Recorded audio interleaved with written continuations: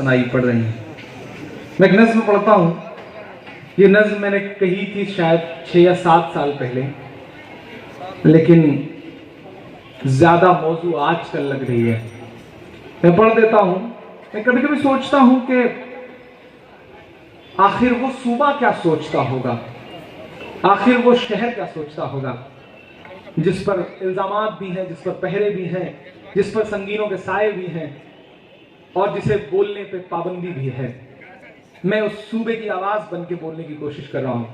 मैं जानता हूँ मैं तलवार की नोक पर चलने की हिम्मत दिखा रहा हूँ, लेकिन मैं ये हिम्मत इसलिए दिखा पा रहा हूँ क्योंकि मैं जानता हूँ कि इसी मुल्क में न जाने कितने बुजुर्ग, कितनी माएँ ऐसी हैं जो अपने मुसल्लों पर मेरे लिए दुआएं करती हैं।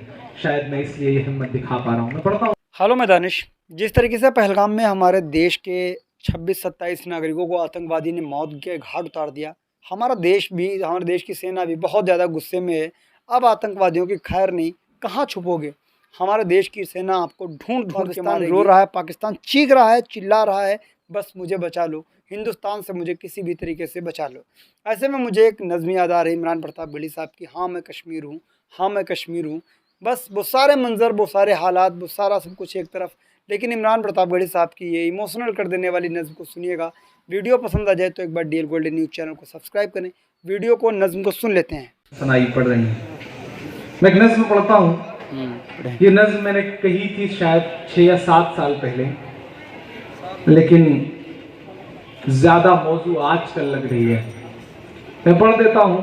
मैं कभी कभी सोचता हूँ कि आखिर वो सूबा क्या सोचता होगा, आखिर वो शहर क्या सोचता होगा, जिस पर इल्ज़ामात भी हैं, जिस पर पहरे भी हैं, जिस पर संगीनों के साए भी हैं और जिसे बोलने पे पाबंदी भी है।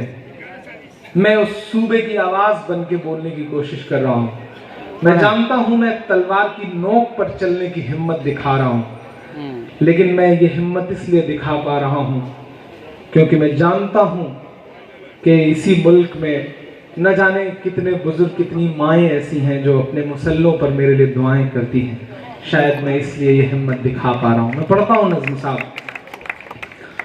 ना बुजुर्गों के ख्वाबों की ताबीर हूँ,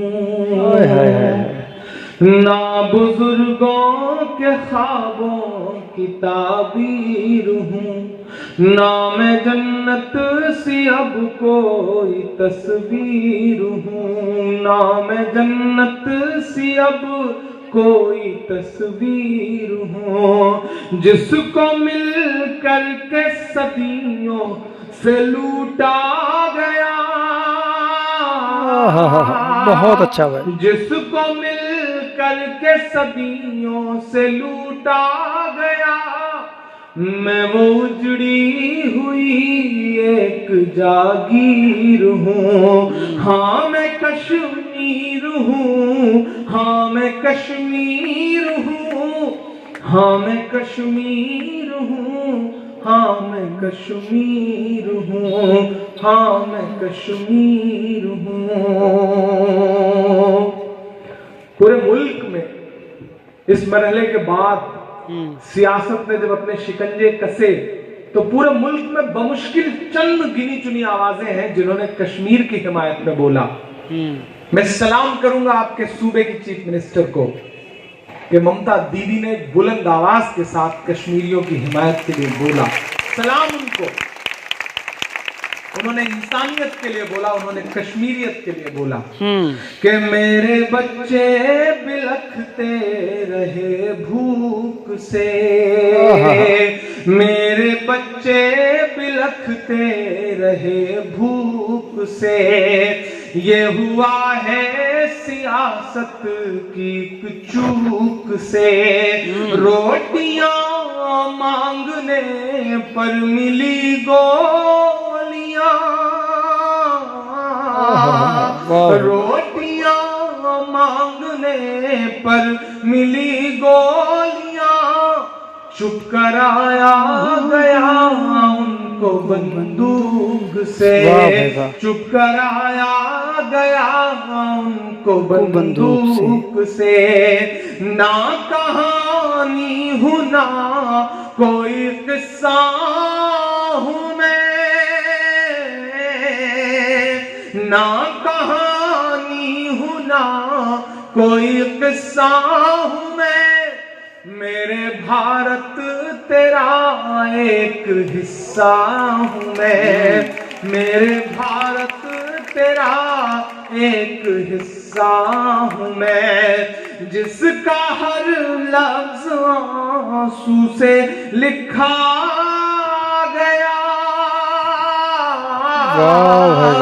जिसका हर लफ्ज आंसू से लिखा गया, खून में डूबी हुई ऐसी तहरीर हूँ, हाँ मैं कश्मीर हूँ, हाँ मैं कश्मीर हूँ, हाँ मैं कश्मीर हूँ, हाँ मैं कश्मीर, क्या इमोशनल है भाई, हाँ मैं कश्मीर हूँ। और जाते जाते इस नज्म से अलग भी और इस नज्म से जुड़े हुए भी मेरे वजूद के मिसरे। दोस्त कहते हैं इमरान कैसे इतनी हिम्मत जुटा लेते हो, कैसे इतना दर्द गा लेते हो। कभी कभी महीनों महीनों बाद जब घर लौट के जाता हूँ, अम्मी बालों में तेल लगा रही होती हैं तो वो भी बड़ी मासूमियत से ये सवाल पूछ लेती हैं कि तुम्हें डर नहीं लगता, कैसे गा लेते हो। तब शायद मैं इतना ही कह पाता हूँ कि चाक दामन रफू करके लिखता हूँ मैं,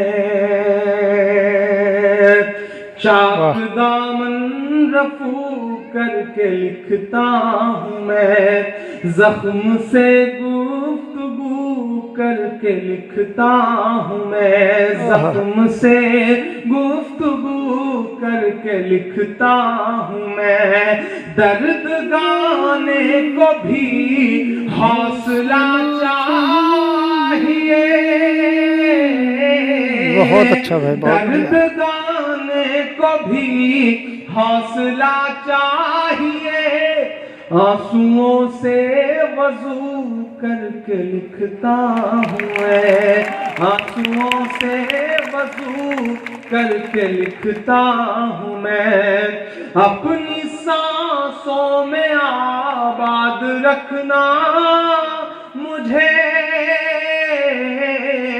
कोई बड़ी ख्वाहिश नहीं, बस इतना, अपनी सांसों में आबाद रखना मुझे, अपनी सांसों में आबाद रखना मुझे, मैं रहूं ना रहूं याद रखना मुझे भाई, बहुत बढ़िया, बहुत अच्छा। याद रखना। दोस्तों इस वीडियो को देखने के बाद आप क्या कुछ कहना चाहेंगे ये कमेंट्स करके ज़रूर बताएं, क्योंकि जिस तरीके से भारत ने अपने जो भी आतंकवादी हमला हुआ था हमारे देश में पहलगाम में, लगभग 26-27 नागरिकों को मौत के घाट उतार दिया था, नाम पूछ करके, कपड़े उतार करके, और कुछ एक दो लोगों को छोड़ दिया था। कहा था कि आप जाइए, मेरी खबर अपने देश के प्रधानमंत्री जी को बताइए जाकर, और ये बताओ कि हमने इन लोगों के साथ ये सब कुछ किया है और तुम्हें इसलिए क्यों छोड़ा है, आप ये बात बताओ जाकर। तब जब उस शख्स ने पूरे देश को ये खबर बताई, ये सच्चाई बताई, देश के प्रधानमंत्री नरेंद्र मोदी जी ने सेना को खुली छूट दे दी, वक्त आपका है, टाइम आपको निश्चित करना है, क्या करना है, कैसे करना है, हमें इससे कोई मतलब नहीं, सारी जंग, सारा बदला अब आपको लेना है। देश की सेना, वो जाबाज सेना हमारे देश की है, उसने उसको एक ऑपरेशन चलाया गया जिसका नाम दिया गया ऑपरेशन सिंदूर, ताकि वो ऑपरेशन सिंदूर जो औरतों की मांग का गर्व होती हैं, सम्मान होती हैं, हौसला होती हैं, एक ताकत होती हैं। जी हाँ दोस्तों, हमारे देश की सेना ने आतंकवादियों को ख़त्म करने की एकदम कसम से खा ली है। पहले ही दिन अटैक हुआ जिसमें 9-10 आतंकी ठिकानों पर हमला हुआ, जिसमें कुछ लोग मारे भी गए। तो मिलते हैं किसी और वीडियो के साथ, दुआ में याद रखना। जय हिंद।